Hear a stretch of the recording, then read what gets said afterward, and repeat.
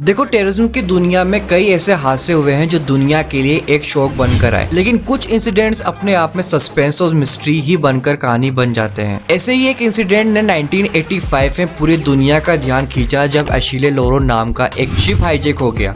इस हाईजैकिंग ने न सिर्फ टेररिज्म के बारे में नई डिबेट्स को जन्म दिया, बल्कि ये एक डिप्लोमेटिक क्राइसिस का भी कारण बन गया। इस इंसिडेंट में एक बुजुर्ग ने बिना बात ही अपनी जान गंवाई, लेकिन क्यों और कैसे, उसके बारे में आज हम वीडियो के अंदर बात करेंगे। तो देखो, जानने वाली बात यह है कि अशीले लोरो एक इटालियन क्रूज शिप थी जो 1947 में बनाई गई थी। ये शिप मेडिटेरियन और सराउंडिंग रीजन्स में लग्जरी क्रूजेस के लिए फेमस थी, लेकिन 1985 में अक्टूबर में इस शिप का एक सफर एक खतरनाक हादसे में बदल गया। तब इस पैलेस्टीनियंस मिलिटेंट्स ने एक डेडली हाईजैक को अंजाम दिया।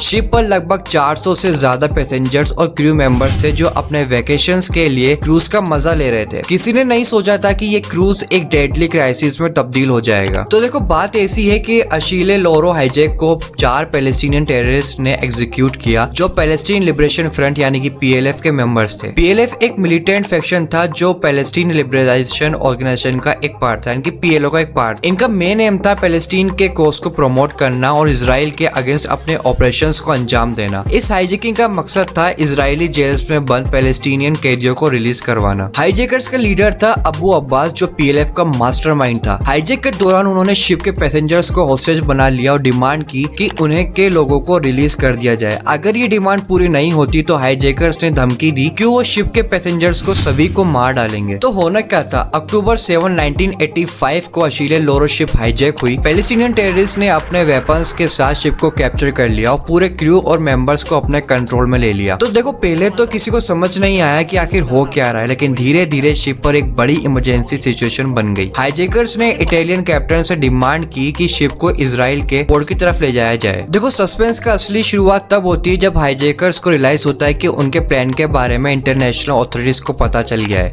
इजरायली और अमेरिकन इंटेलिजेंस एजेंसी ने तुरंत इस इंसिडेंट पर फोकस करने को कहा और हाईजैकर्स को समझ आया कि उनका प्लान एक्सपोज हो चुका है। यहाँ से हाईजैकर्स का जो बिहेवियर था वो और ज्यादा एग्रेसिव हो गया और उन्होंने एक ऐसा डिसीजन लेने के लिए सोचा जिसके बारे में हम सोच भी नहीं सकते। इस हाईजैक का सबसे ट्रेजिक और सस्पेंसफुल ट्विस्ट जब आया जब एक 69 year old American Jewish passenger यानी कि लियोन किलिंगहोफर को हाईजैकर्स ने शूट कर दिया। किलिंगहोफर व्हीलचेयर बाउंड थे और वह एक रेगुलर टूरिस्ट के रूप में इस शिप पर आए थे। जब हाईजैकर्स को लगा कि उनकी डिमांड्स पूरी नहीं हो रही है तो उन्होंने किलिंगहोफर को चूज किया और बिना किसी दया के, बिना किसी मर्सी से उन्हें मार दिया गया। ये मोमेंट हाईजैक का मोस्ट चिलिंग मोमेंट था क्योंकि एक इनोसेंट इंसान की जिंदगी इतनी बुरी तरीके से छीन ली गई थी। किलिंगहोफर की मौत ने पूरी दुनिया को शॉक कर दिया और इंटरनेशनल कंडेमनेशन को ट्रिगर किया। जब किलिंगहोफर की ब्रूटल किलिंग की न्यूज बाहर आई तो सिचुएशन और भी ज्यादा इंटेंस हो गई। इटालियन और इजिप्शियन अथॉरिटीज ने तुरंत हाईजैकर के साथ नेगोशिएशन शुरू कर दिए। हाईजैकर्स ने अपनी डिमांड को बार बार रिपीट किया, लेकिन इंटरनेशनल प्रेशर के कारण उन्होंने धीरे धीरे नेगोशिएशंस में इंटरेस्ट दिखाना आखिर शुरू कर दिया। अक्टूबर 9 को हाईजैकर्स ने फाइनली शिप को छोड़ दिया और इजिप्शियन अथॉरिटीज ने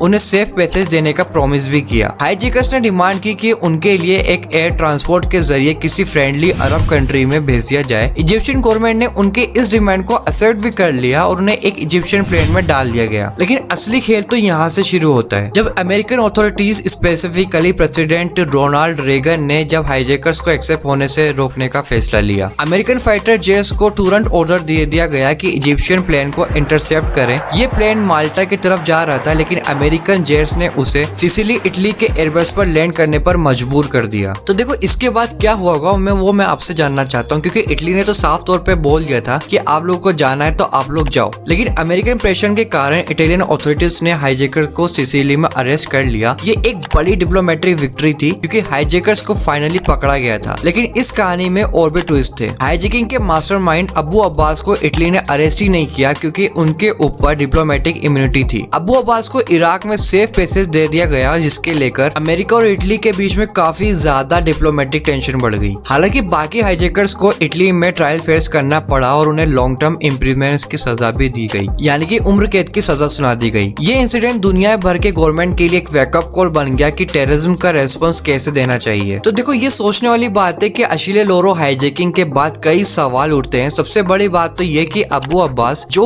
इस हाईजैकिंग का मास्टरमाइंड था कैसे बच गया और इराक में जाके कैसे सेटल हो गया। क्या उसका डिप्लोमेटिक इम्यूनिटी इतना ज्यादा पावरफुल था कि अमेरिका भी उसे अरेस्ट नहीं कर पाया? ये सवाल आज तक जवाब के बिना ही है। लेकिन अबू अब्बास की सेफ एग्जिट ने दुनिया भर के इंटेलिजेंस और डिप्लोमेटिक सिस्टम को पूरी तरीके से एक्सपोज कर दिया। तो अगर आपको ये वीडियो थोड़ी भी इंफॉर्मेटिव लगी हो, थोड़ा कुछ जानने को मिला हो, तो आप इस वीडियो को लाइक कर सकते हैं, चैनल को सब्सक्राइब कर सकते हैं ताकि ऐसी और वीडियोस आप तक इजीली आ सके। तो मिलते हैं किसी दूसरे टॉपिक के साथ दूसरे वीडियो में, तब तक टेक केयर।